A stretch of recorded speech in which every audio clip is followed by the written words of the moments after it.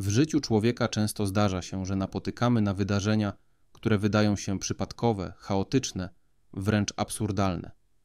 Możemy się zastanawiać, dlaczego to się wydarzyło? Dlaczego właśnie teraz?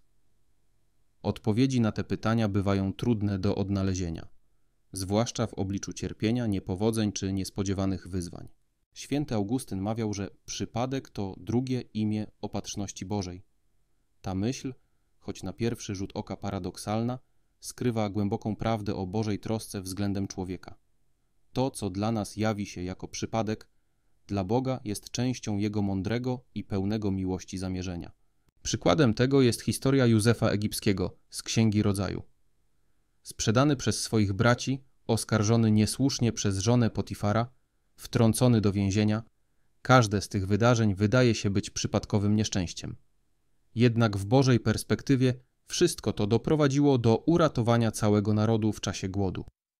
Bóg wykorzystał zło uczynione przez ludzi do większego dobra, uratowania narodu, z którego wyszedł Zbawiciel. Podobnie w naszym życiu. Nieprzewidziane spotkanie, zmiana pracy czy opóźnienie w podróży mogą być narzędziami, którymi Bóg działa.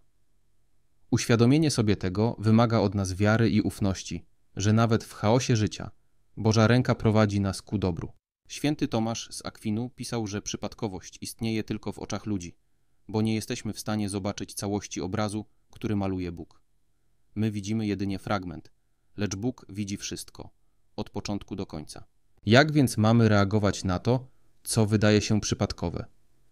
Pierwszym krokiem jest akceptacja, że nasze życie jest w rękach Boga, a nie władzy ślepego losu.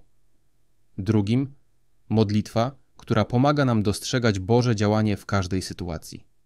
Trzecim wdzięczność, bo nawet to, co trudne, może być narzędziem łaski i przemiany.